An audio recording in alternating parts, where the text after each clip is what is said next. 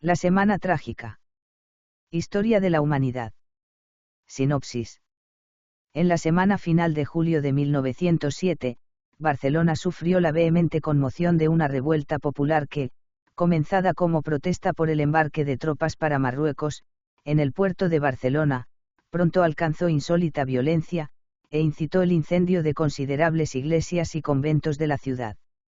Esta obra investiga el papel ejercido por el movimiento obrero y las fuerzas políticas, el peso del anticlericalismo, y la peculiar participación de las mujeres en esos trágicos momentos. Los días de la ira.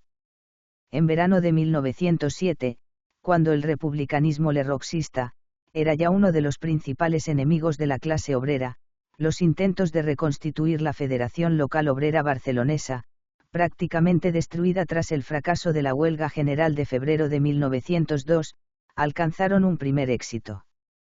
En 1901, Lerroux había conseguido por vez primera un escaño de diputado por Barcelona.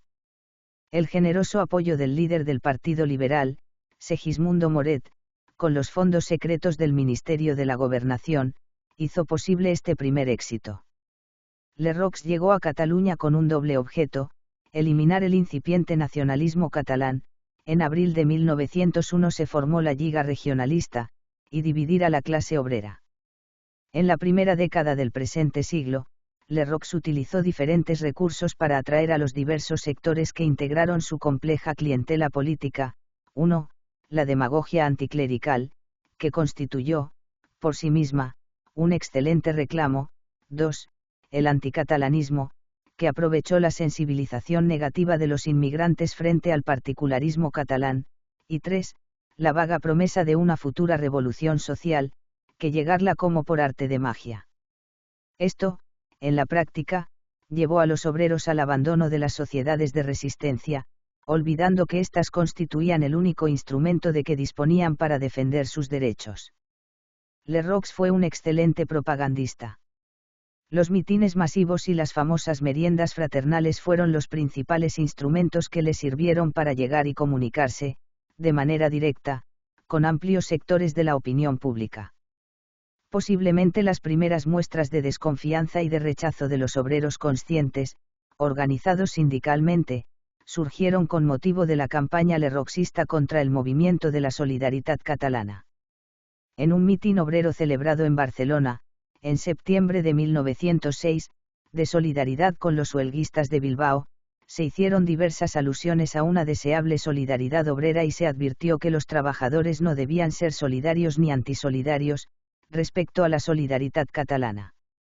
La idea de formar una federación, que después se denominaría, precisamente, Solidaridad Obrera, fue cuajando, pues, en oposición a la citada Solidaridad catalana, y a los planteamientos antisolidarios de Lerroux. Un destacado dirigente obrero barcelonés, Josep María Carreras, advirtió ya en septiembre de 1906 contra la nefasta labor de Lerroux, que bajo la apariencia de trabajar en favor de la clase obrera había desmoralizado y desunido a la mayoría de las sociedades de resistencia existentes en Barcelona. La solidaridad obrera.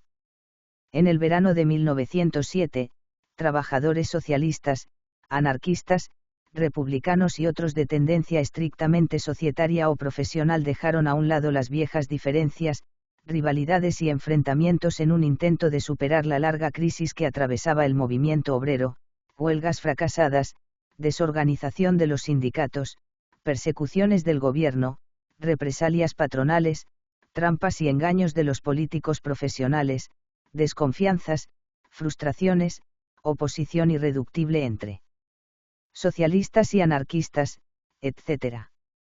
Se trataba de reorganizar la antigua Federación Local Obrera Barcelonesa, que tomaría el nombre de Solidaridad Obrera. El fin que perseguían los impulsores de la nueva federación era muy claro: la unión de todos los trabajadores. Rechazaban lo que Marbaud llamó reformismo estatista y cualquier otra variante, plataforma o programa reformista. El objetivo inmediato era dar nueva vida a las sociedades obreras, colocarlas al margen de las luchas políticas, para que fuesen el principal instrumento de defensa de los trabajadores. La finalidad última a la que aspiraba Solidaridad Obrera era la emancipación económica de los trabajadores, la sustitución del régimen capitalista por un régimen social fundado sobre la base racional del trabajo por la solidaridad humana. En junio de 1907, coincidiendo con los primeros trabajos que se realizaron para formar Solidaridad Obrera, y quizá a raíz de la última y espectacular derrota electoral sufrida en el mes de abril, frente a la Solidaritat catalana, los lerroxistas decidieron reorganizar también las sociedades obreras que controlaban. A tal efecto crearon una denominada Unión Obrera Republicana, cuyo domicilio se estableció en la Casa del Pueblo Radical. Los objetivos que perseguía dicha Unión Obrera Republicana se explicitaron en un llamamiento dirigido a los obreros de Barcelona, en el mes de septiembre. Eran de una moderación y vaguedad casi increíbles para lo que acostumbraba la exaltada demagogia de Lerroux. Así, el tercer punto reivindicaba, rebaja en la jornada de trabajo hasta llegar al nivel del adelanto mecánico, a fin de evitar los frecuentes paros que sufrimos. Quizá esta moderación se explica mejor si tenemos en cuenta que Lerroux fue acusado en diversas ocasiones de recibir dinero de industriales catalanes. De hecho, la actuación del Partido Radical, tremendamente negativa para el movimiento obrero, lo convertía en un aliado objetivo de la burguesía. Se explica así que el primer punto del programa de la Unión Obrera Republicana fuese la adhesión al Partido Republicano Radical. Era esto lo único que le importaba a Lerroux, la adhesión borreguil de los obreros al partido y a su persona. De todos modos, queremos señalar que el intento de constituir una entidad obrera republicana, distinta y enfrentada a Solidaridad Obrera, desembocó en un fracaso completo. El 13 de agosto de 1907, la Federación Local Barcelonesa, Solidaridad Obrera, se inscribió en el Registro Barcelonés de Asociaciones con el número 5303. El 19 de octubre se publicó el número 1 de Solidaridad Obrera, periódico sindicalista que tendría una larga y azarosa vida en Cataluña. En esta época, un buen indicador de la debilidad del movimiento obrero es que Solidaridad Obrera hubo de suspender su publicación del 30 de noviembre de 1907, número 7, al 13 de febrero de 1908, número 8. En el mes de marzo de 1908, la Federación Local Solidaridad Obrera amplió su ámbito de actuación, convirtiéndose en una confederación regional. Esta celebró su primer congreso los días 6, 7 y 8 de septiembre de 1908. A él asistieron delegados de más de 120 entidades obreras de toda Cataluña. Por iniciativa de Tomás Herreros, que presidió la sesión de clausura del Congreso, en ella intervinieron representantes de las tres fuerzas, corrientes o tendencias que se habían manifestado en el mismo: Antonio Fabra Rivas, socialista, Jaime Anglés Pruñonosa, republicano, y José Rodríguez Romero, anarquista. Este afirmó que la misión del Congreso había sido económica, inspirada en los actos sindicalistas de los hermanos que forman la Confederación General del Trabajo de Francia. Entre los hechos importantes para el movimiento obrero catalán, que cabe destacar en el periodo de 1907 a 1909, señalaremos los siguientes: 1. La campaña contra el lerroxismo llevada a cabo por Solidaridad Obrera, que constituyó un buen estímulo para despertar la conciencia de clase de los trabajadores, confusa y adormecida por las prédicas demagógicas de Lerroux. 2. La táctica de los socialistas catalanes, claramente distinta de la que marcaban los comités ejecutivos del PSOE y la UGT. Instalados en Madrid. 3. La influencia del sindicalismo francés, que abrió nuevos caminos a la organización obrera catalana.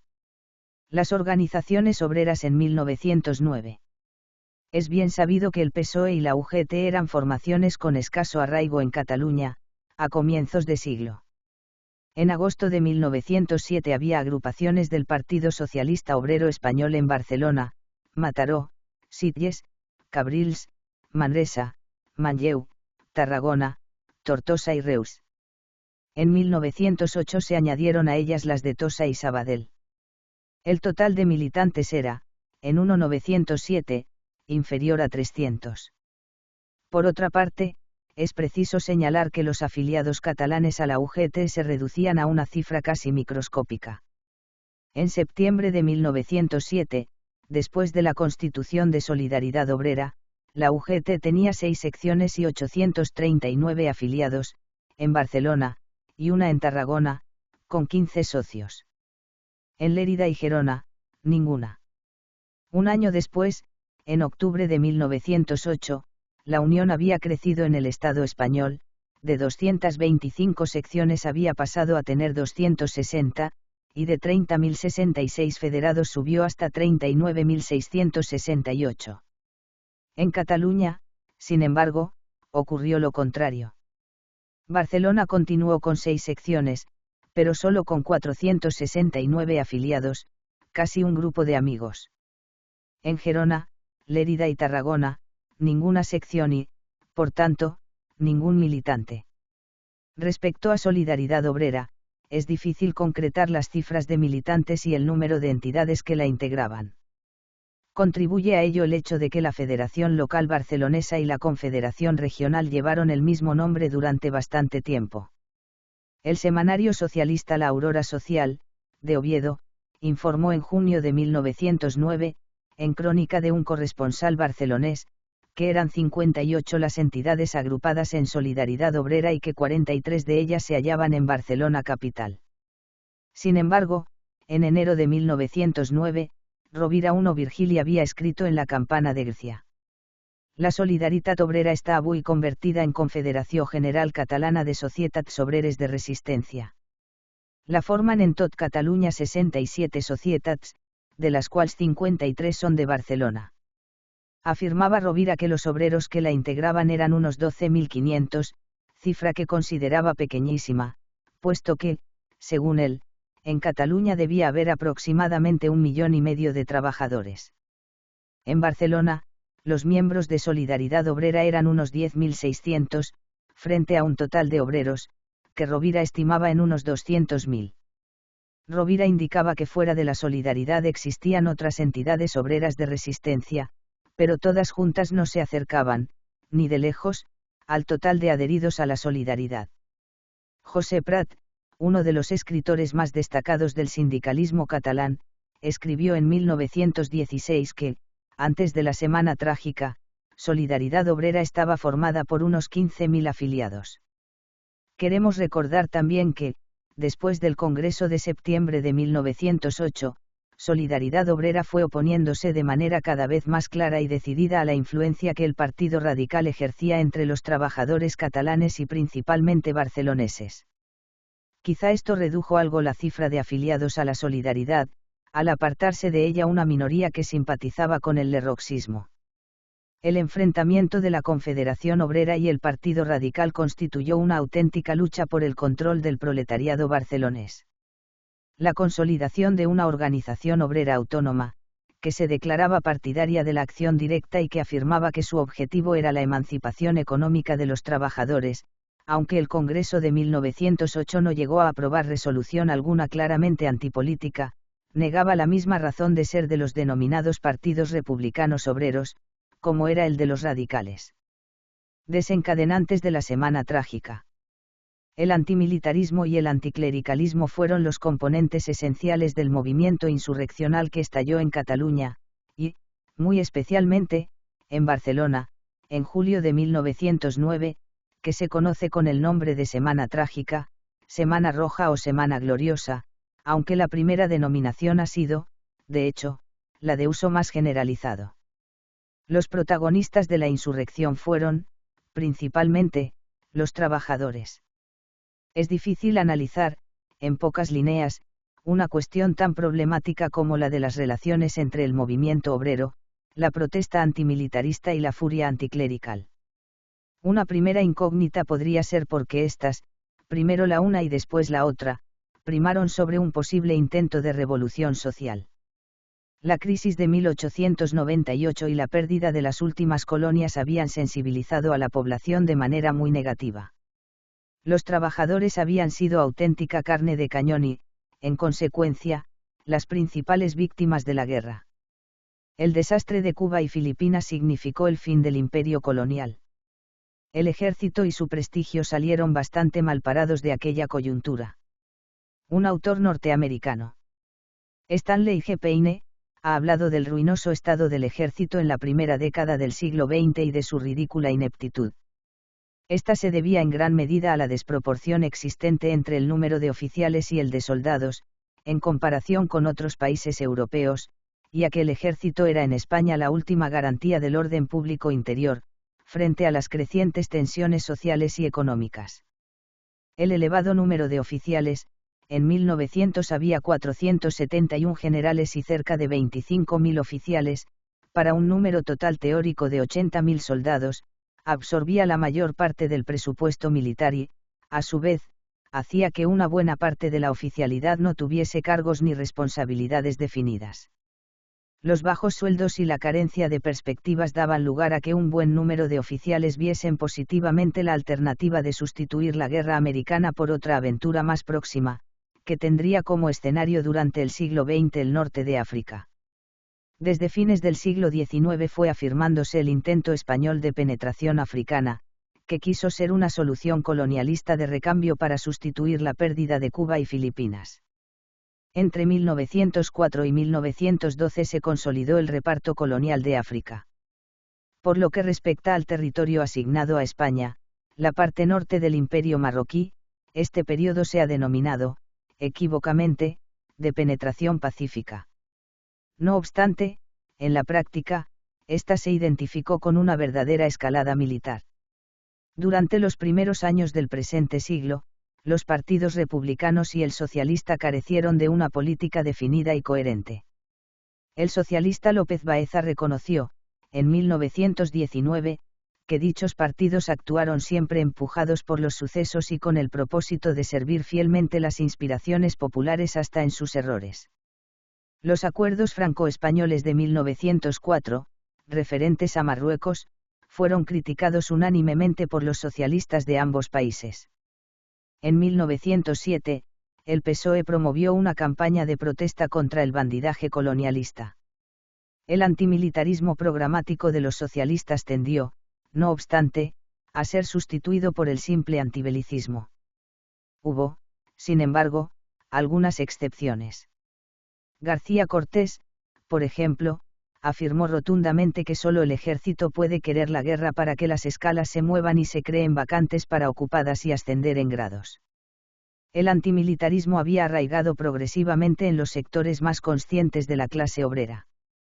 Por lo que respecta a los socialistas, se había ido extendiendo la campaña antimilitarista, promovida por la II Internacional, especialmente después del Congreso de París, de 1900.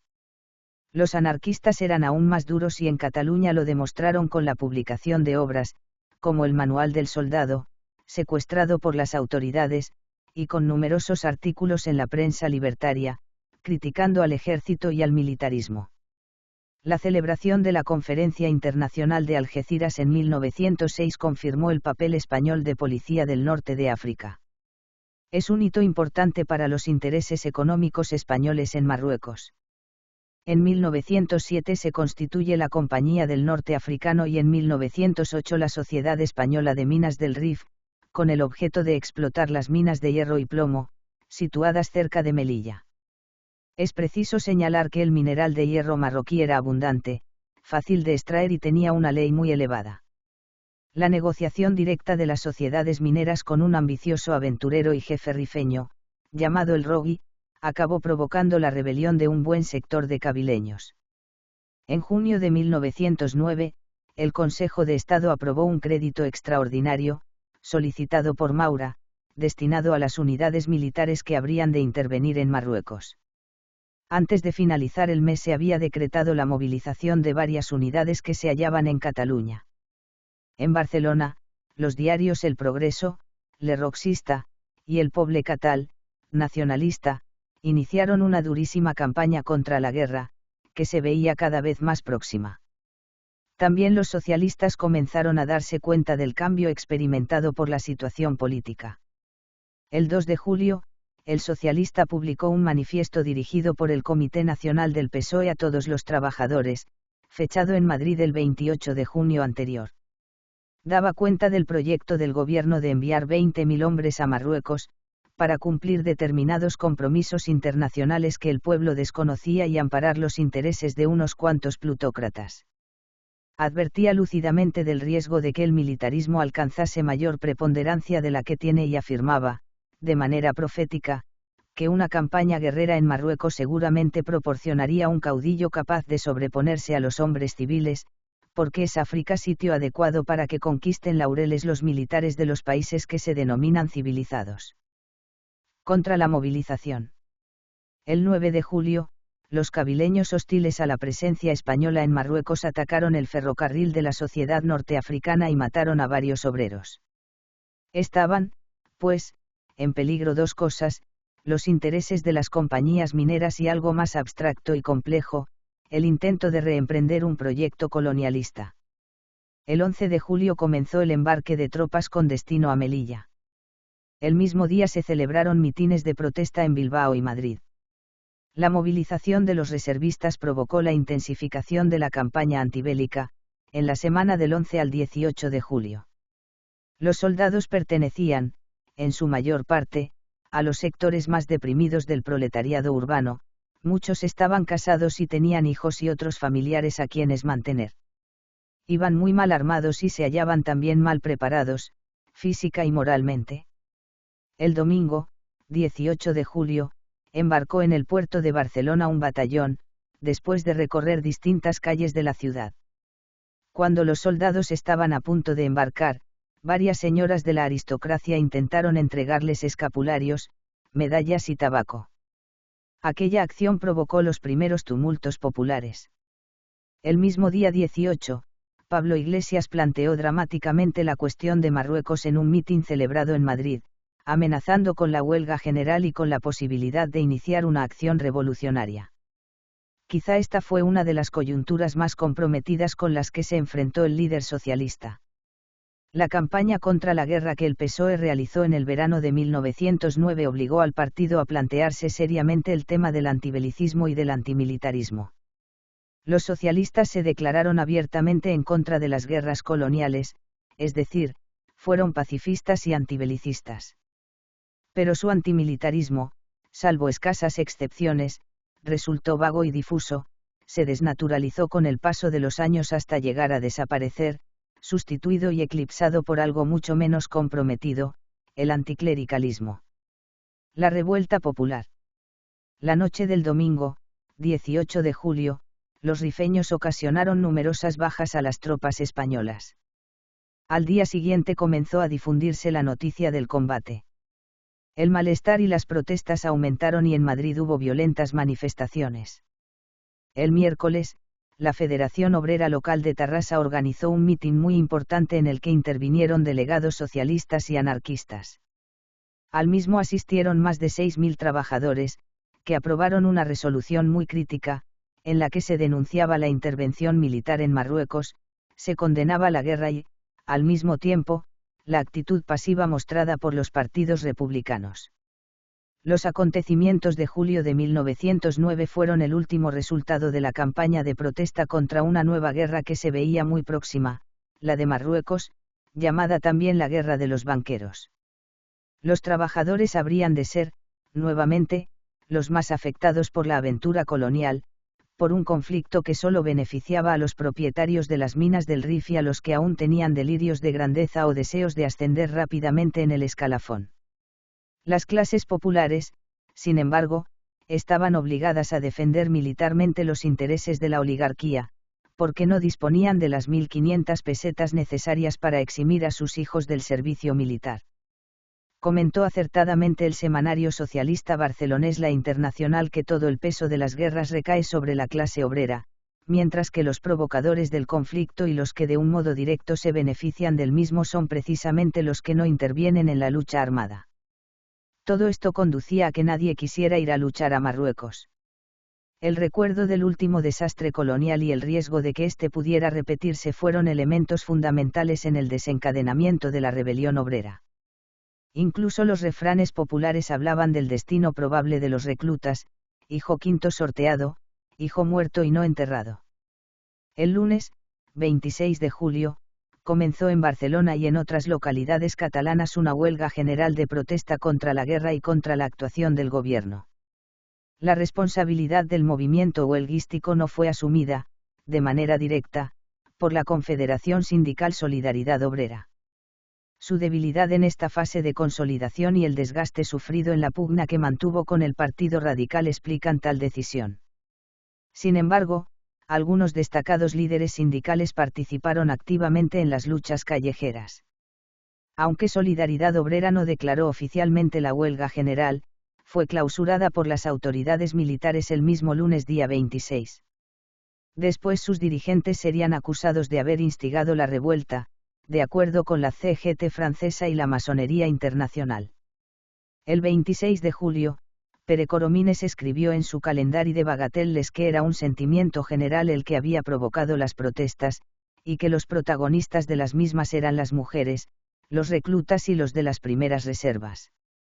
Esta gente, decía Coromines, no teme ni la muerte, porque entre morir en Melilla o al lado de su casa preferían lo segundo. El acuerdo de no patrocinar formalmente la huelga lo adoptó Solidaridad Obrera la noche del sábado, 24 de julio. Entonces se formó un comité que intentó asumir la dirección y coordinación del movimiento de protesta, ya que rehusaron hacerlo Solidaridad Obrera, el Partido Radical, Le Roc se hallaba en América del Sur y su lugarteniente, Emiliano Iglesias, no quiso comprometerse, y también los dirigentes de la denominada Esquerra Catalana, CNR. Sin embargo, los acontecimientos pronto escaparon al control del comité de huelga. Parece ser que los miembros de dicho comité fueron el socialista Antonio Fabra Rivas, el sindicalista Miguel Villalobos Moreno, equívoco personaje, profesor racionalista, muy próximo a Ferrer Guardia, que había representado a los peones albañiles en el Congreso de Solidaridad Obrera de 1908, y cuyo verdadero nombre era José Sánchez González, y el anarquista Francisco Miranda. El dirigente máximo de la revuelta, si aceptamos que en ella hubo dirigentes, quizá fue Miranda. Por otra parte, el parecido personal de Miranda y Ferrer pudo haber contribuido a que fuese condenado a muerte este último. En la tarde del lunes, 26, comenzaron los enfrentamientos entre piquetes de huelguistas y las fuerzas del orden. Por la noche, la huelga general había alcanzado un rotundo éxito, tanto en Barcelona como en otras localidades importantes de Cataluña, Sabadell, Tarrasa, Badalona, Matará, Granollers, Sitges, etc. Pero la protesta fue tomando un carácter insurreccional no previsto inicialmente.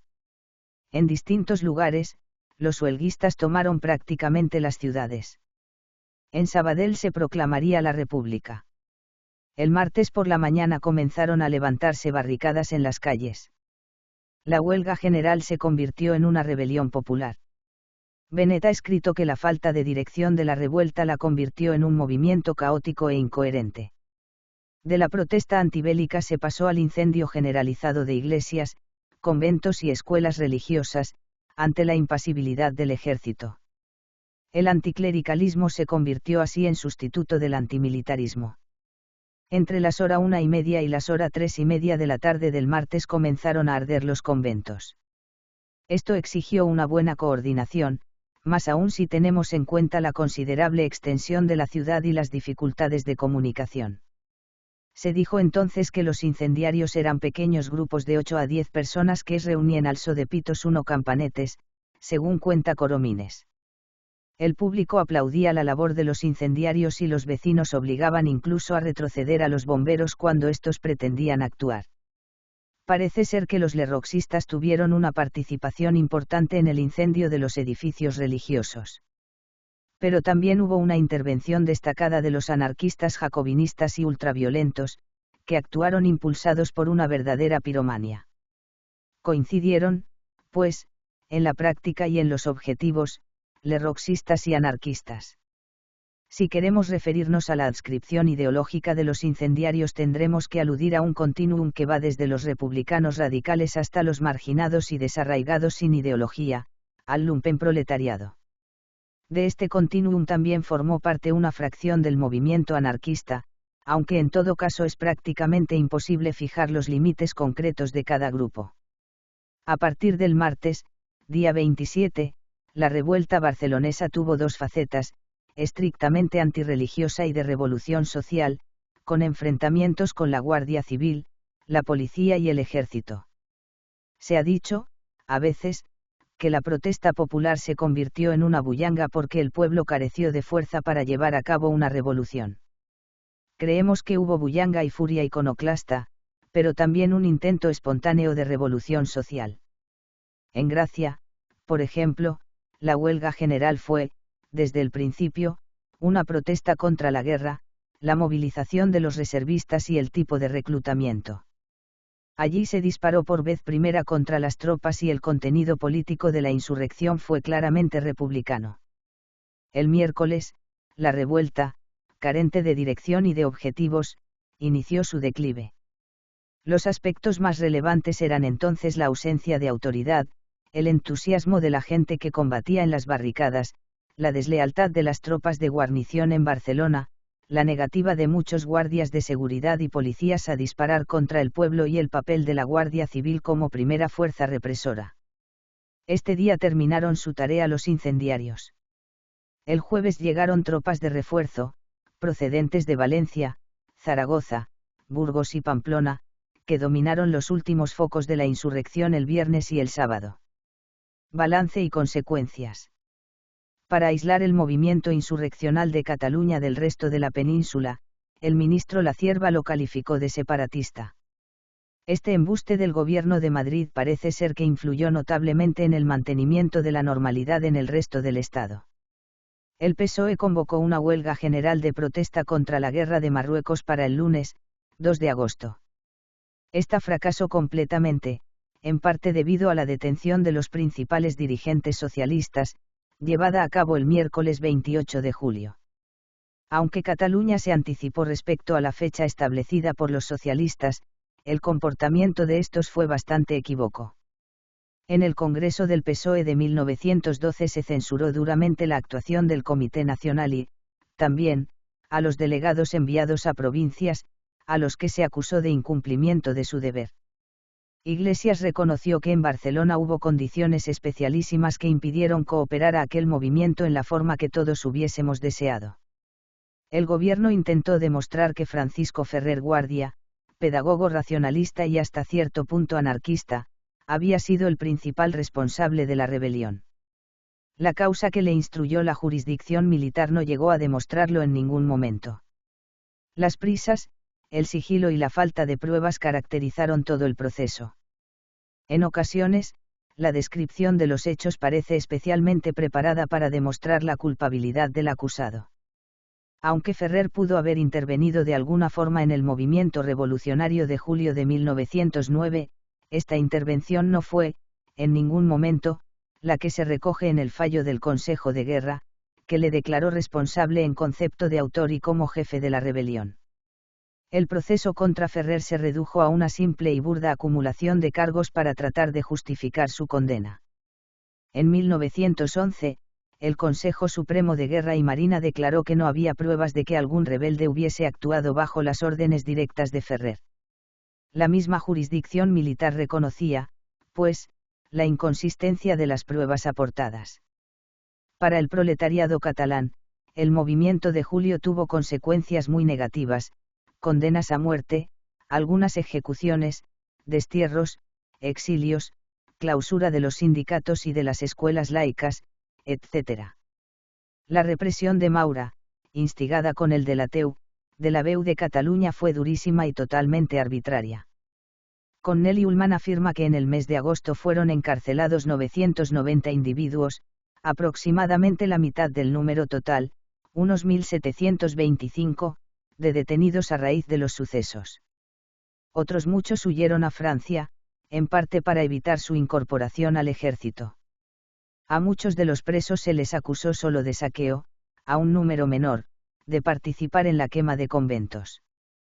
Estos fueron considerados delitos comunes y pasaron a los tribunales civiles.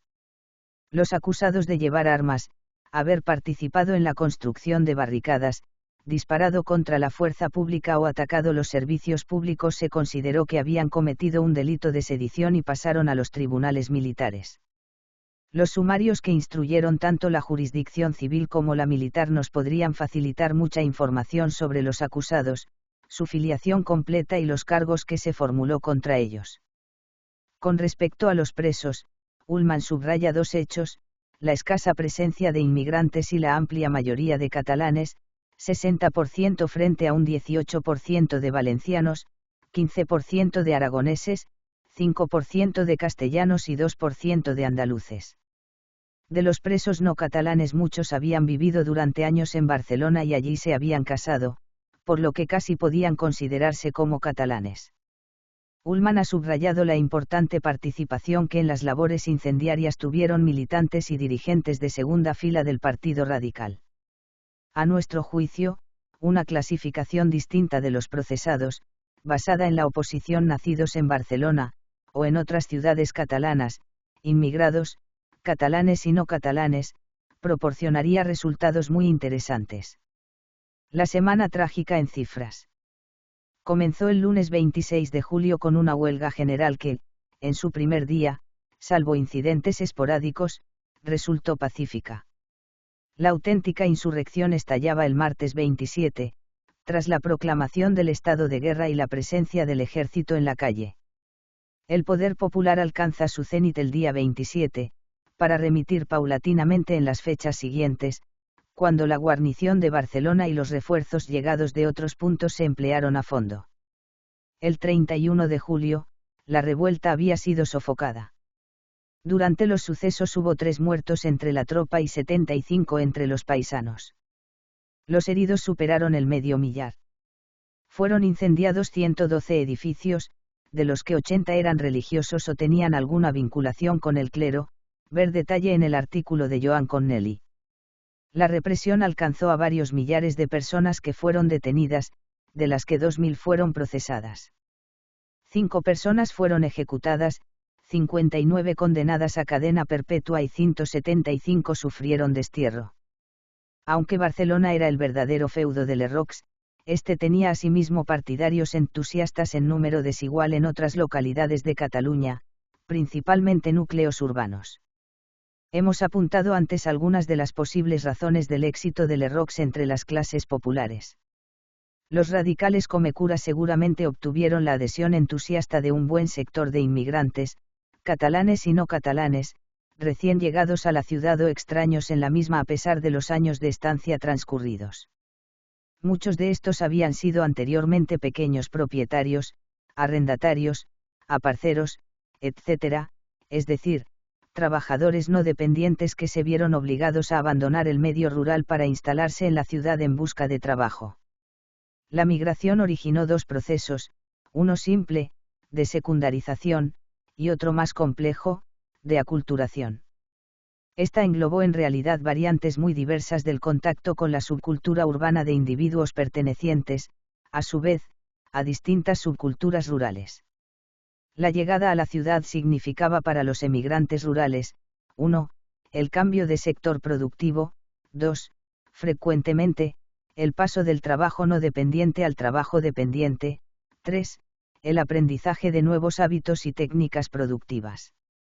En otro orden de cosas, cabe esperar la aparición de conflictos entre las pautas de comportamiento previamente aprendidas y las que se interiorizan en el nuevo proceso de socialización, con distintos aprendizajes, en los lugares de residencia, en los centros de trabajo, etc. Los inmigrados carecían generalmente de conciencia de clase, de tradiciones propiamente obreras, desconocían el papel de los sindicatos, etc. A nuestro juicio fueron estos desarraigados uno de los baluartes más firmes del lerroxismo, porque sociológicamente eran un caldo de cultivo ideal para la demagogia de Lerroux. Antes de los sucesos de julio, Solidaridad Obrera tenía 15.000 afiliados en Cataluña, según dijo José Prat. La represión los redujo a 4.418. Prat se preguntaba qué había sucedido con los 10.000 restantes. Es muy difícil dar una respuesta concluyente a esta pregunta.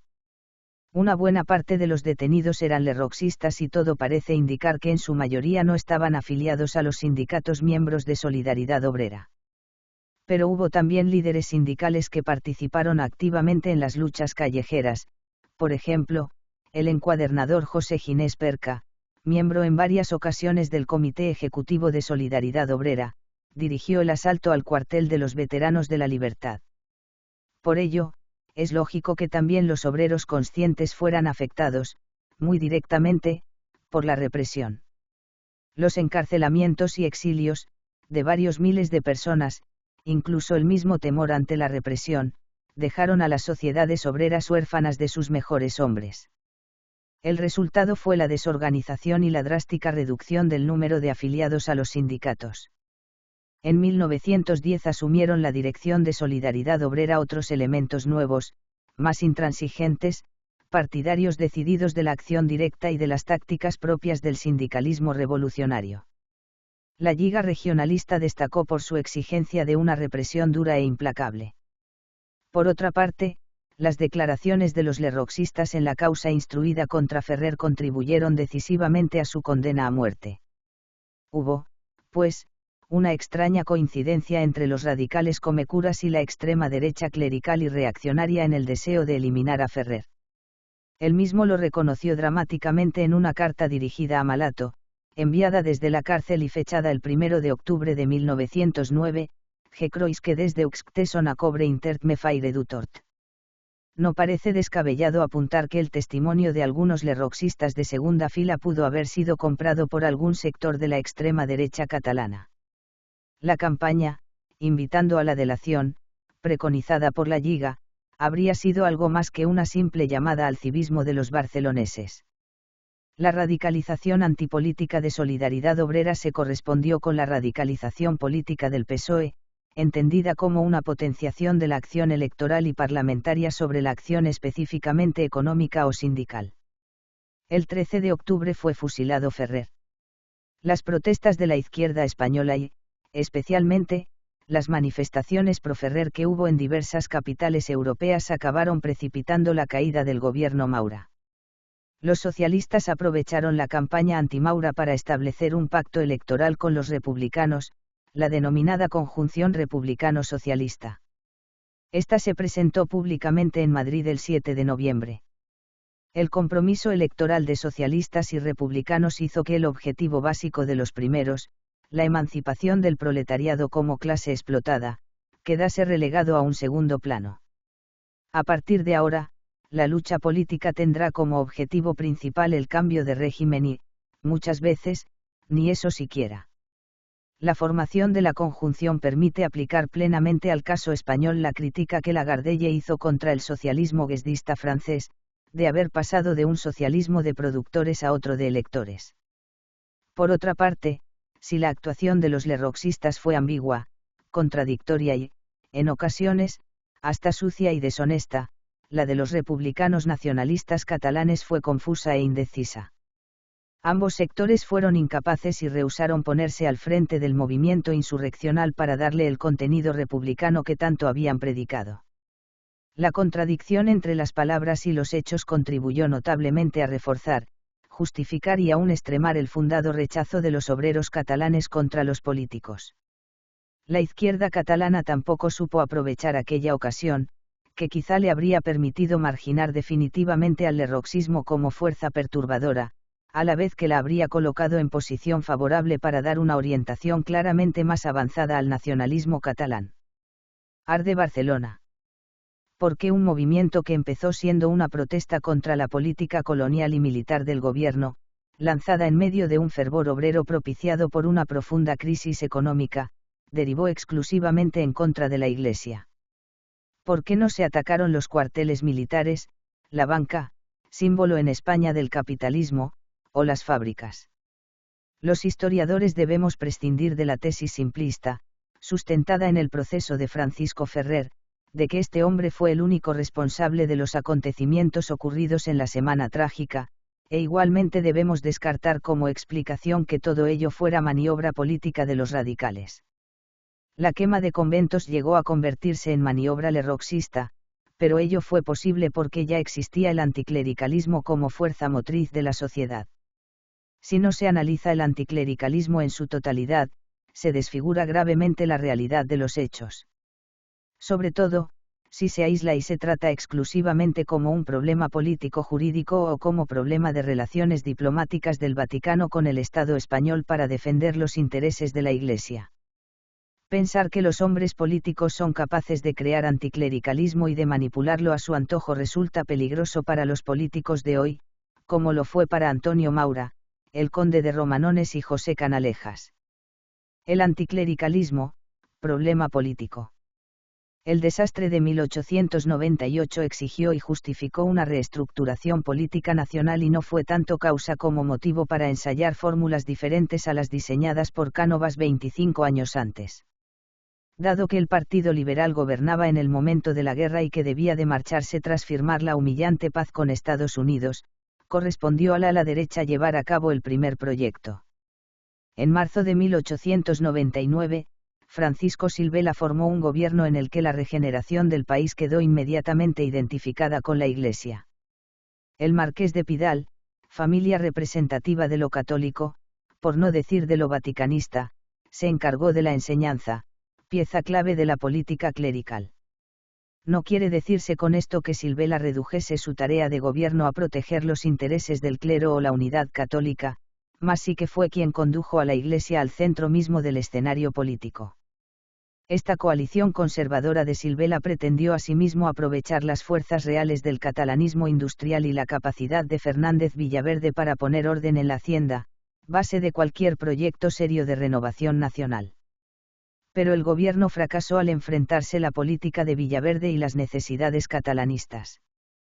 Al final, solo quedó lo católico como factor distintivo del gobierno de Silvela y durante sus 2 años de poder, un conjunto de hechos, relacionados o no con esa característica, contribuyeron a desencadenar el siempre latente anticlericalismo, los levantamientos carlistas, señal de pervivencia de unas masas opuestas al liberalismo de la dinastía, y de un clero que se afiliaba a esa causa, pese a la política vaticanista, por estimar en poco la política católica de Silvela, el matrimonio de la presunta heredera del trono, la infanta María de las Mercedes, con el hijo de un famoso general carlista, el dramático juicio de Adelaida de Ubao, rica heredera metida, según su familia, en un convento por presiones clericales, la obra teatral Electra, de Pérez Galdós, que planteaba en el escenario los mismos elementos dramáticos del caso Ubao. Hechos de escasa importancia si se les consideraba aisladamente, pero significativos por darse en tan corto periodo de tiempo. Lo decisivo para la historia política española es que había un grupo de liberales, capitaneados por José Canalejas, dispuesto a desplegar el estandarte del anticlericalismo desde el poder durante toda la década, aunque después de la Semana Trágica se mostrase cada vez más dispuesto a plegarlo. El fin específico fue una nueva ley de asociaciones, preparada en las Cortes, por la cual el Estado español podría fiscalizar las finanzas y las actividades de las órdenes religiosas. A la vez fue esto una nueva formulación del tradicional regalismo español y una manifestación peninsular del intervencionismo que caracteriza al liberalismo en el siglo XX. Urge estudiar, a base de impresos por haberse perdido los papeles de Canalejas, porque este ambicioso político liberal escogió a las órdenes religiosas como blanco de su intervencionismo, sobre todo a la luz de las recientes investigaciones sobre la participación de Canalejas en los intentos del cardenal Cascajares durante los años 90 para formar un partido católico. El hecho es que Canalejas, por la razón que fuese, decidió aspirar a la jefatura del Partido Liberal como señalado anticlerical. A su lado, un grupo de liberales, relacionados con republicanos fuera del turno, pero dentro del Parlamento, elaboró un complejo de medidas destinadas a cortar la influencia de la Iglesia en la vida nacional o, para decirlo de otra manera, medidas destinadas a reforzar el prestigio y la influencia de las instituciones del Estado inter alia, escuelas e institutos estatales, matrimonio civil, cementerios civiles. Como reacción a la política de Canalejas, o como consecuencia lógica de la alianza con Silvela, Antonio Maura salió triunfante en la lucha por la jefatura del Partido Conservador marcado como político católico. No colocaba al catolicismo en el centro de su actuación política, tal como había hecho Silvela. Además, gozaba de menor apoyo entre las masas católicas alejadas del turno político. Los tradicionalistas siguieron con su hostilidad hacia Maura, por ser político liberal, incluso después de la Semana Trágica. Hecho que no tuvieron en cuenta los enemigos de Maura de la izquierda. Así, la política de Maura quedó asociada no solo con los industriales catalanes, los intereses navales y la protección a la gran industria, sino con los intereses clericales. Ni la reforma administrativa ni la hábil política internacional, elementos innovadores y creadores de la política de entonces, pudieron quitarle a Maura el estigma de reaccionario nacido de su asociación con el clericalismo mucho antes de la identificación con un ultraordenancismo. Para los hombres y las mujeres que salieron a las calles de Barcelona en 1909, Maura representó el papel de político capitalista y clerical. Que lo mereciese o no es otra cuestión.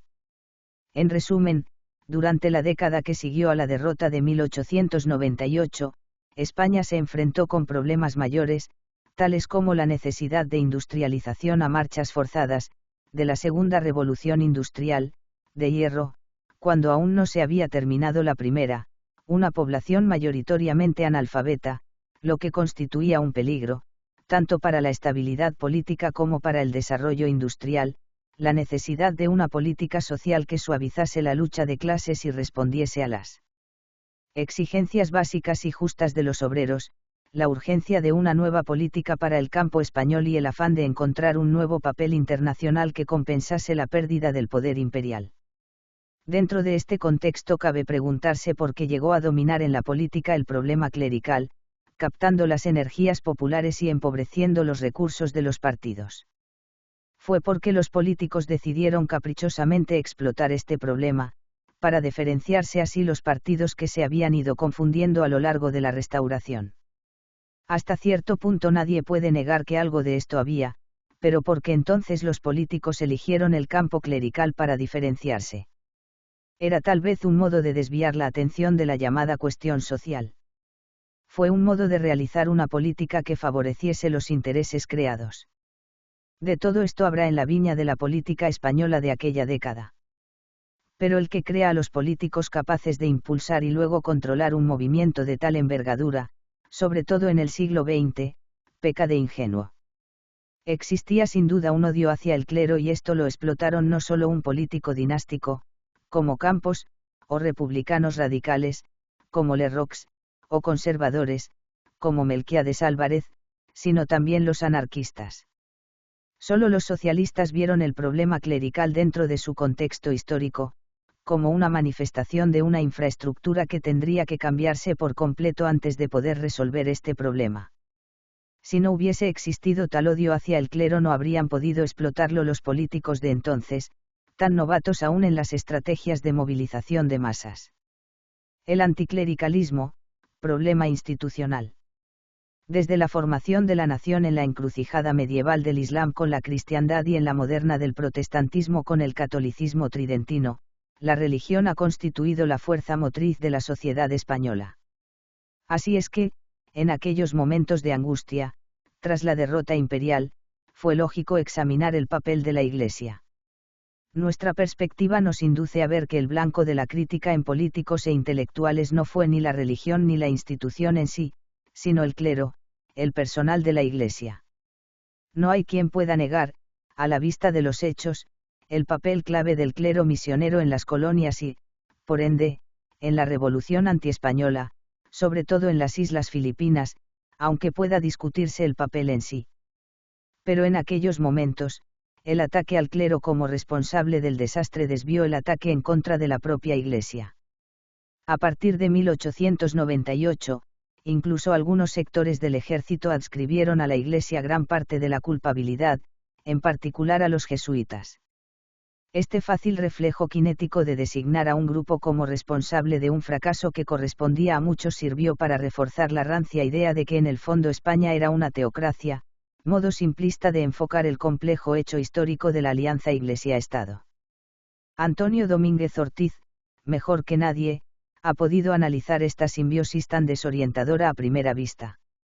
De todas maneras, en aquella crisis surgió de nuevo el argumento de que el clero fue el árbitro del destino nacional, tanto en lo político como en lo económico y lo intelectual.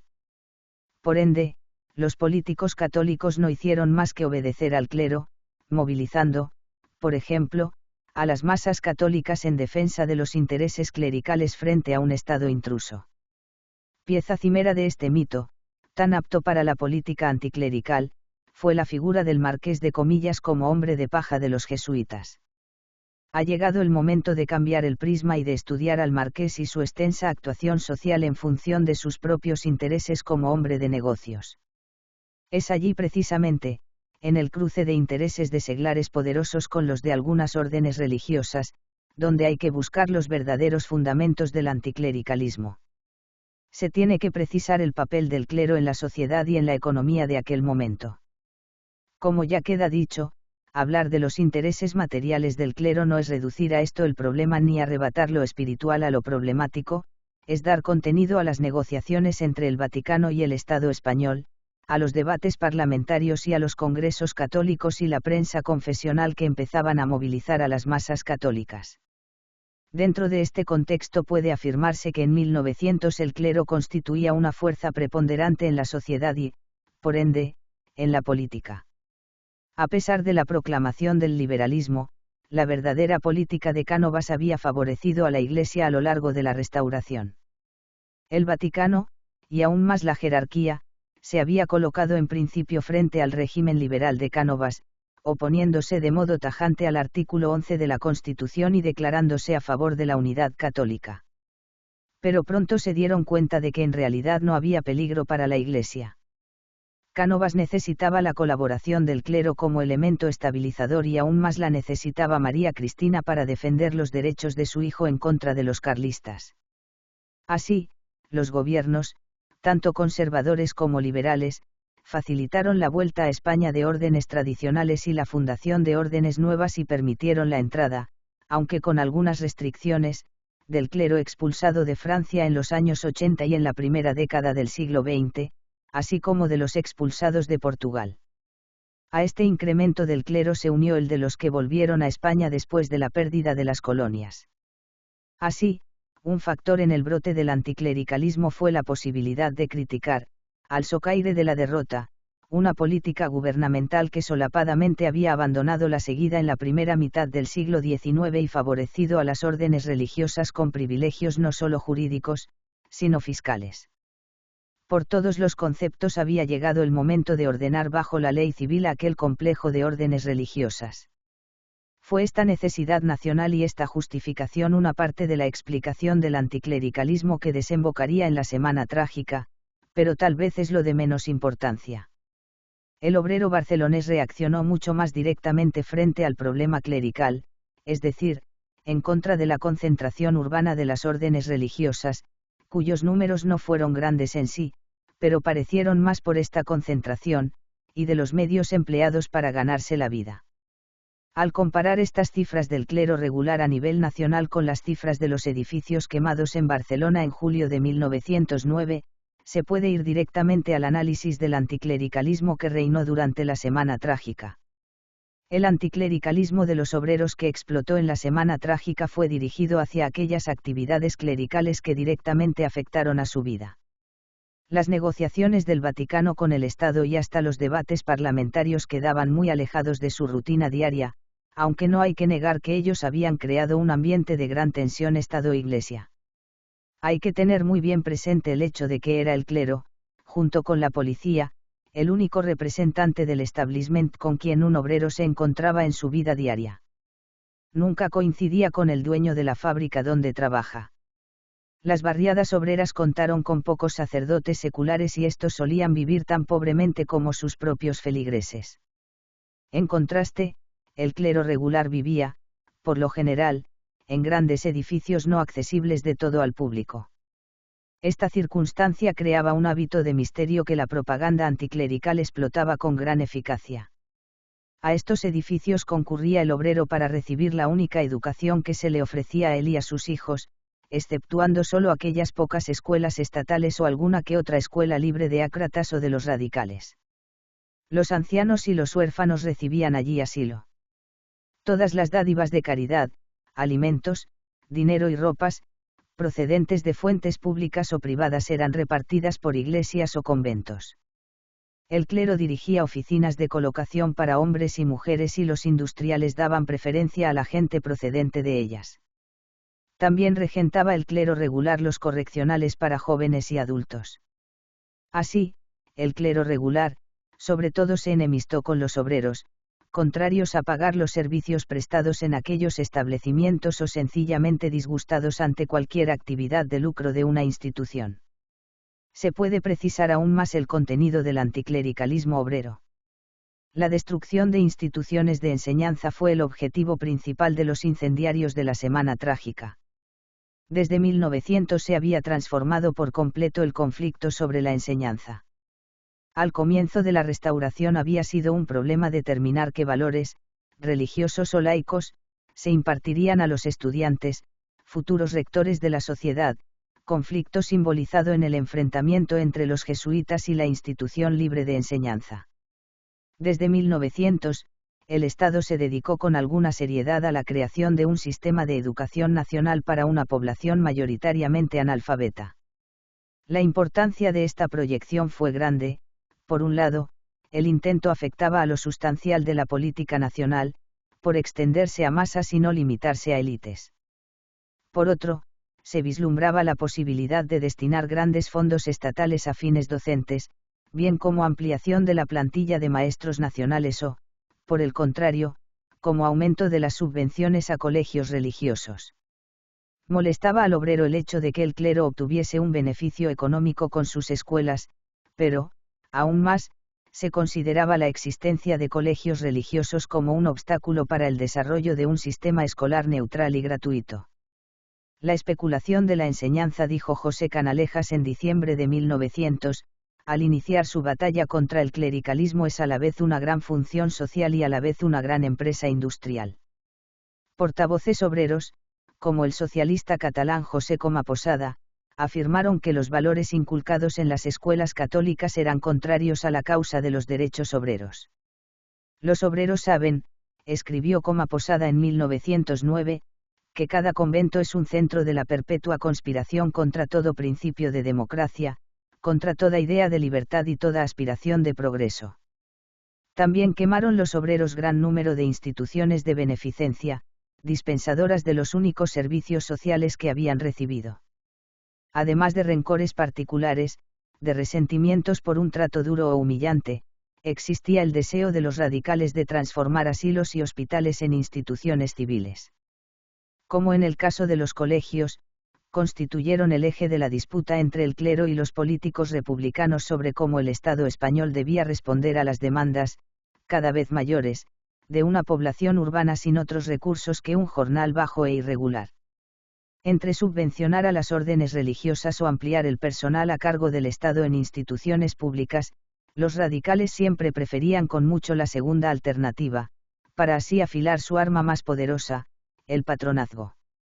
El ataque a las órdenes contemplativas fue impulsado por una mezcla de curiosidad macabra sobre la vida dentro del claustro, agudizada por unas obras de teatro muy populares. Se tenía a estas órdenes por excepcionalmente ricas y se buscaba en ellas algún tesoro escondido, encontrándose con que, efectivamente, había dinero guardado allí. Pero aquella opinión se basó más sobre el hecho de que este clero no desempeñaba ningún servicio pagado. También reflejaban estos ataques otra constante en el anticlericalismo de entonces, la creciente desgana de un mundo secular a admitir la necesidad de instituciones netamente dedicadas a las prácticas espirituales. De mucho mayor significado a largo plazo fueron los incendios de círculos obreros por considerarlos centros de reclutamiento de esquiroles o simplemente una maniobra para sustraer a los obreros de los centros republicanos o sindicalistas con promesas de seguros sociales. El libro reciente de Juan José Castillo dramatiza esta dimensión del problema. En 1909 ni sus propios socios defendieron aquellos círculos, haciendo buena la tesis de aquellos pocos sacerdotes y seglares que habían advertido de la falta de raíces de los centros en el mundo obrero, por ser fundados y dirigidos por los patronos o por el clero aliado con ellos. Hemos fracasado, decía el padre Antonio Vicent, el pionero de los círculos obreros, en 1912, a punto de morir. Un reciente libro de Domingo Benavides detalla con gran sensibilidad y precisión el curso de esta fracasada actuación social católica. Nunca llegó a ser más que una organización débil, descuidada por la Iglesia en general, sin la autonomía necesaria para realizar una política apropiada al obrero industrial, así perdió la Iglesia otra oportunidad más para llegar hasta el obrero. Otros hechos irritantes contribuyeron a la semana trágica. En aquel momento de subida de precios, con más personal venido de las colonias y de Francia, buscaba fondos el clero para sostenerse a sí mismo y a sus actividades. Esto le llevó a emplear en la fabricación de mercancías a sus asilados y huérfanos, privando así a los obreros de puestos de trabajo. Al mismo tiempo, con esta barata mano de obra, las empresas clericales competían favorablemente con la mediana empresa, la mayoría de las del país, que se veía obligada a bajar sueldos y reducir personal en perjuicio del obrero. Estas actividades comerciales del clero perjudicaban incluso a la esposa obrera, que ganaba un ingreso extra como costurera o lavandera a domicilio. El empleo de los asilados en los conventos para estos menesteres redujo las posibilidades de trabajo. Al obrero le parecían estas actividades clericales una hipocresía descarada y una explotación de la caridad. Llegaron a considerar al clero simplemente como comerciante que competía en condiciones privilegiadas. Desde el punto de vista del clero, este aumento de actividades remuneradas fue totalmente justificado. El alza de precios hizo necesario un aumento de sus fuentes de ingreso tradicionales, intereses de los capitales constituidos por las dotes de sus miembros, diversas subvenciones gubernamentales y las limosnas de los fieles. Para muchas órdenes esto suponía unas actividades a pequeña escala, confites y bordados, mientras que otras órdenes, como maristas y jesuitas, disponían del capital necesario para llevar a cabo empresas más ambiciosas. Joaquín Aguilera, secretario de la poderosa Fomento del Trabajo Nacional, escribió en 1912 que las órdenes religiosas controlan, sin exageración, 1/3 del capital de España. A pesar de la solvencia de la fuente, tendría que esperar a una monografía de investigación para probar tal afirmación. Lo que sí importa para entender el anticlericalismo popular que estalló en la Semana Trágica es saber que los propagandistas anarquistas y republicanos podían explotar esta idea bien difundida de antemano. Anselmo Lorenzo, el patriarca anarquista, escribía que la causa permanente del anticlericalismo entre los obreros era la existencia del trust plutocrático clerical constituido en Cataluña por los industriales y los jesuitas, chupa la sangre de los obreros y absorbe todas las riquezas producidas por el trabajo. En la Revolución Callejera de 1909 había también otra dimensión de este factor del capitalismo clerical. La concentración del clero misionero en Marruecos, después de la derrota de 1898, se relacionaba con la explotación de las minas próximas a Melilla, origen de la guerrilla colonial que ocasionó la Semana Trágica. Este odio al clero, en cuanto sector ligado al capitalista explotador del obrero, ha complicado la misión pastoral de la Iglesia desde el siglo XIX. Pero objetivamente tiene que reconocer que a largo plazo el éxito de esta misión pastoral de la Iglesia desde el sí los problemas institucionales de la Iglesia, sino de la reestructuración de la sociedad española. Todo este conjunto de realidades explica el anticlericalismo latente en el estrato obrero de Barcelona de 1909. Tanto los políticos como los revolucionarios y los educadores racionalistas podían explotar aquel estrato para sus propios fines, como lo hizo el Partido Radical en la Semana Trágica. Pero sería una falta de seriedad histórica confundir la explotación política de estos resentimientos con el resentimiento obrero en sí. Las petroleras de 1909.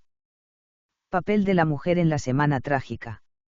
La Semana Trágica de julio de 1909, que provocó la caída del gabinete conservador de Antonio Maura, fue un fenómeno espontáneo de la población catalana, descontenta por el fracaso de la revolución desde arriba predicada por el gobierno y disconforme con que clase media y obreros, es decir, los que no podían pagar la cuota que les eximía del servicio militar, peleasen en la campaña de Marruecos en defensa, según la opinión mayoritaria, de los intereses franceses y de los capitalistas españoles.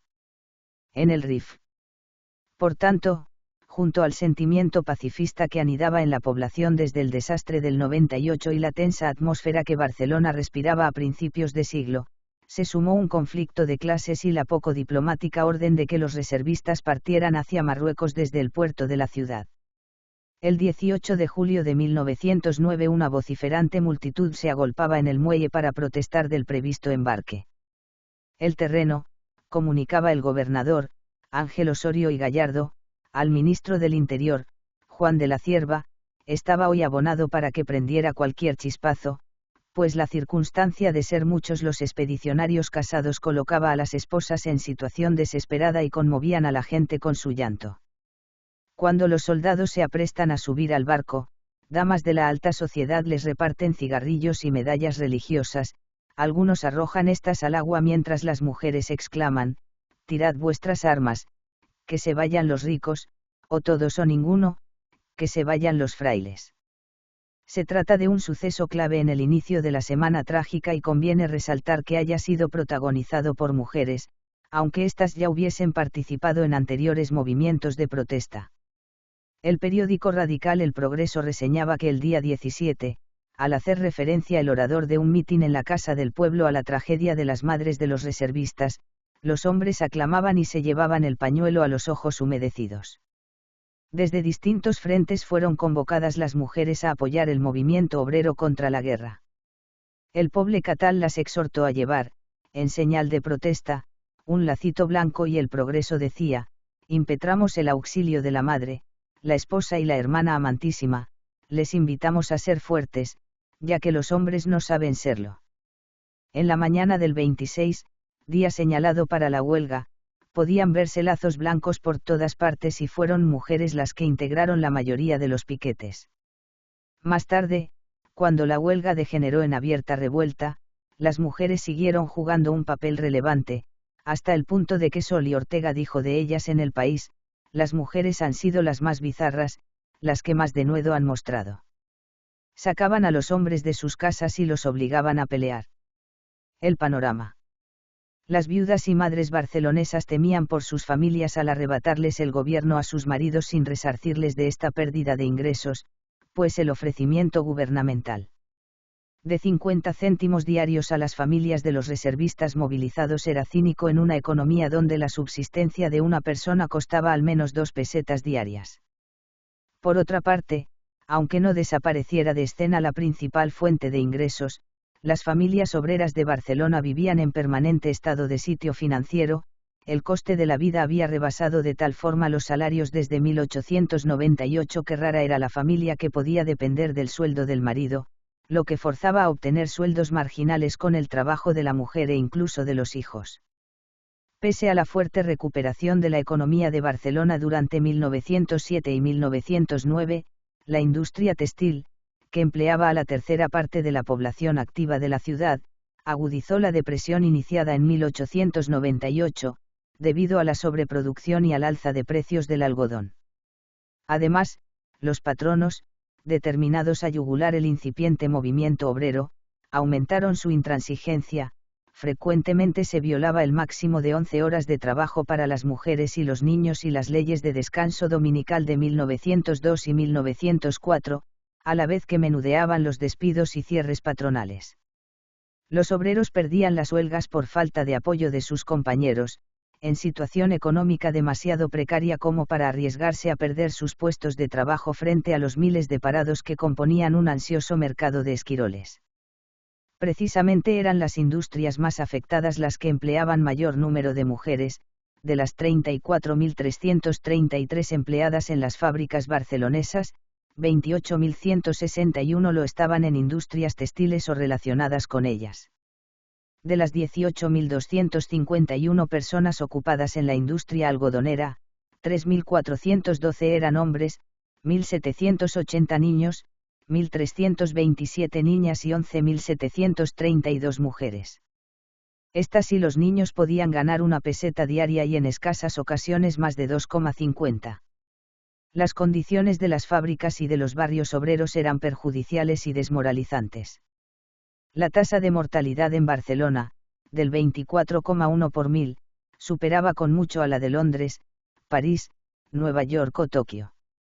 Los hacinados barrios obreros, en la parte vieja de la ciudad, con sus calles estrechas y oscuras y sus edificios destartalados, encerraban las lacras sociales que suelen acompañar a la pobreza, prostitución, criminalidad y juego, muy extendidos sobre todo en el Paralelo, una de las principales arterias del sur de la ciudad. Si bien es difícil calcular el número de prostitutas, estima Romero Maura que varios cientos de mujeres se dedicaban a ello enteramente, y un número indeterminado, aunque posiblemente no reducido, de obreras la ejercían esporádicamente para conseguir incrementar su parvo salario. En 1905 había al menos 560 mujeres de la vida, de las que la más joven contaba con 10 años y como mínimo un 10% tenían menos de 12, alojadas en hogares de redención. Anticlericalismo. Gran parte de la furia anticlerical desatada en la Semana Trágica obedece a las condiciones sociales y políticas de la primera década del siglo. En un país tan católico como España, las órdenes religiosas se inmiscuían en muchos aspectos de la vida de la gente que poco tenían que ver con la espiritualidad. El clero dirigía oficinas de empleo y actuaba a su vez como patrono, controlaba celosamente la educación y, aparte las innumerables funciones de caridad que atendía, integraba el personal de los correccionales. Las monjas, por ejemplo, imponían rígida disciplina en los centros de redención de prostitutas, por lo que cuando se presentó la ocasión fueron jóvenes obreras las más decididas incendiarias de conventos. En estos conventos se solía realizar manufacturas y servicios de lavandería y costura, empleando para ello a sus internas en escuelas o correccionales, precisamente aquellas mujeres que sufrían hondas tribulaciones para mantener a sus familias, mujeres que trabajando 15 horas diarias en sus casas cosiendo, lavando o planchando, y entre las que se hallaba la tasa más alta de tuberculosis, se vieron forzadas a rebajar sus ya mínimas tarifas de prestación laboral. Como ha sugerido Romero Maura, la penetrante influencia de la Iglesia en la sociedad provocó la aparición del anticlericalismo como oposición al simple antagonismo de clase. Criada y educada por clérigos la clase dominante, el obrero tendía a culpar a la Iglesia de su negra suerte y así la burguesía quedó a salvo mientras los conventos ardían. Prostitutas. La llegada del Partido Conservador de Antonio Maura al poder en 1907 supuso, para la opinión pública, el triunfo de los intereses clericales. La elección para la cartera de Interior de Juan de la Cierva remachó la imagen de ley y orden de un gobierno dedicado a apuntalar los privilegios y las virtudes cristianas. La política de mano dura de la Cierva, limpiando las calles de jugadores, cerrando pronto las tabernas y arrestando con frecuencia a prostitutas, suscitó indignadas protestas de que Maura quería convertir Barcelona en un monasterio, y dada la identificación existente entre Maura y la Iglesia, esa política no contribuyó, desde luego, a hacer más queridos a los religiosos entre las mujeres que sacaban del vicio su salario. Nombres de prostitutas, como la bilbaína, 40 céntimos, la larga o la valenciana figuraron en la prensa local en los días posteriores al levantamiento.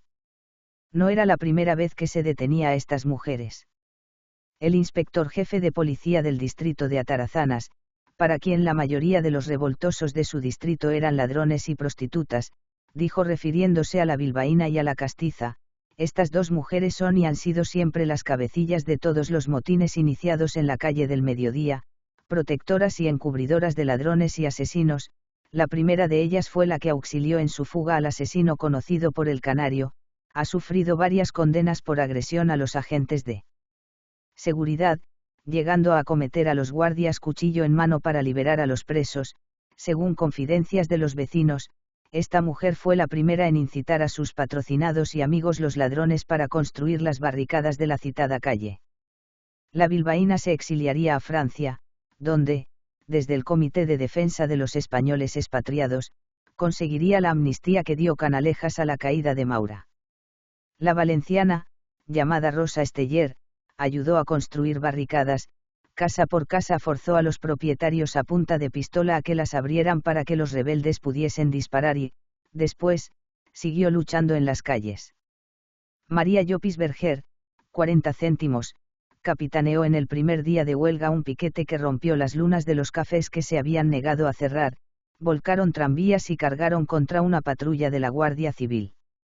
Condenada a muerte, le sería conmutada esta pena por la de exilio perpetuo, una de las más duras jamás impuesta por los tribunales.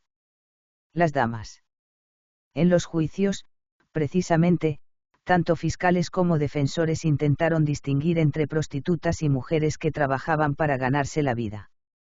Según la Cierva y sus partidarios, la rebelión había sido cosa de apaches, extranjeros, ladrones, prostitutas y anarquistas, todos ellos sinónimos a su juicio.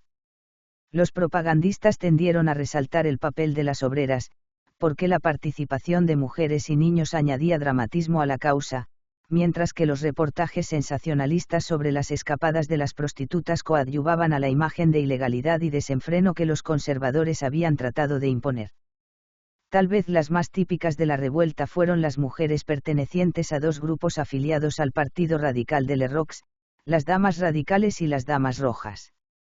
Aquellas se formaron a fines de 1908 con el objetivo de auxiliar y socorrer a los presos y perseguidos por cuestiones políticas y sociales y ofrecían, principalmente, pequeñas pensiones a sus asociados en caso de enfermedad o desempleo. Las más radicales de ellas, interesadas en destacar el matiz anticlerical de sus objetivos como la defensa de los matrimonios y entierros civiles, crearon en la primavera de 1909 las Damas Rojas para propagar entre las mujeres las ideas de libertad y de república y auxiliares y socorrerse mutuamente las asociadas en sus necesidades. Ambas organizaciones, eran de apariencia un tanto puritana, sus miembros debían disfrutar de buena reputación y amoldar sus actos y costumbres a la moral y conducta que cada uno de por sí debe a sus semejantes, lo que teóricamente las distinguía de las prostitutas, aunque es difícil saber qué efecto tuvo en la práctica. En el Partido Radical, estas organizaciones de mujeres quedaron al margen, encargadas de funciones inocuas, como bordar la bandera del partido. En su testimonio ante el tribunal militar que investigaba los sucesos de la Semana Trágica, Emiliano Iglesias procuró salvar al Partido Radical del influjo de las organizaciones de mujeres. No tienen participación alguna, afirmó, ni han encontrado calor nunca, al menos en los intelectuales del partido, por estimarla un tanto ridícula.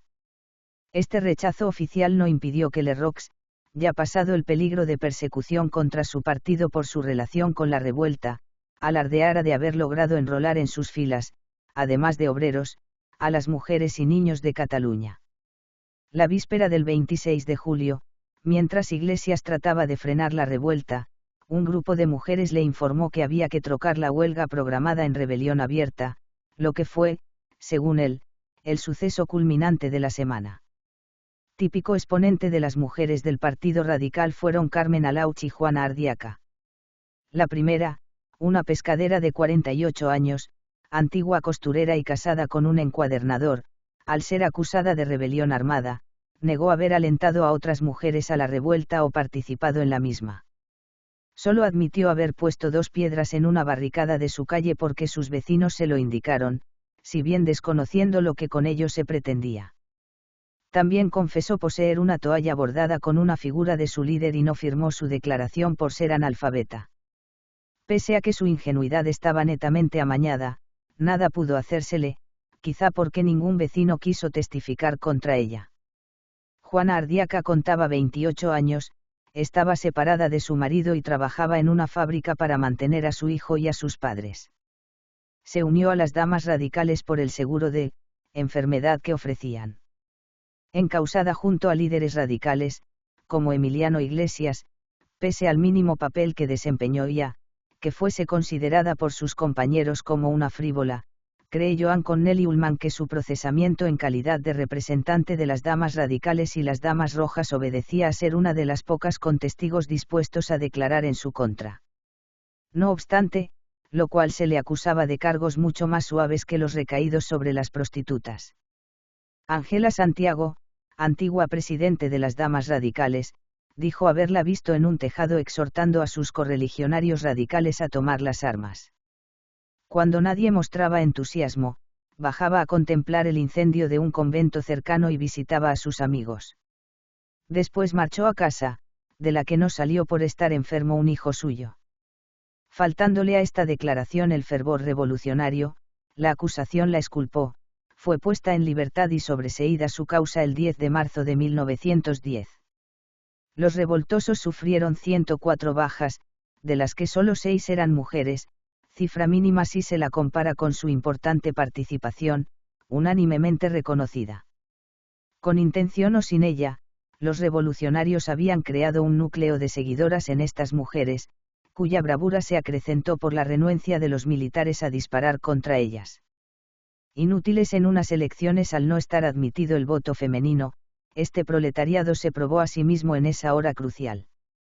Aisladas de la vida de familia rural tradicional de donde provenían la mayoría de ellas antes de afincarse en Barcelona, buscaban su identidad en las uniones de trabajadores o en actividades políticas. Vivían una atmósfera de casi perpetua tensión política, mientras radicales, socialistas y anarquistas propagaban las lacras de la sociedad. Osorio dijo, en Barcelona la revolución no se prepara por la sencilla razón de que está preparada siempre. Si las prostitutas figuraron a la cabeza de la revolución, quizá fue por ser más receptivas a la pérdida revolucionaria y al abuso social y habida cuenta de que muchas obreras textiles se habían enfrentado a la policía en huelgas anteriores, pudieron perfectamente suscribir el grito de Mercedes Monjes en el primer día de huelga: la Guardia Civil siempre ha molestado a las mujeres. Engañadas por la sociedad y despreciadas por los mismos compañeros que las reclutaban para una causa política, estas mujeres se embravecieron a la primera oportunidad de expresarse por los únicos cauces que les quedaban. Fin.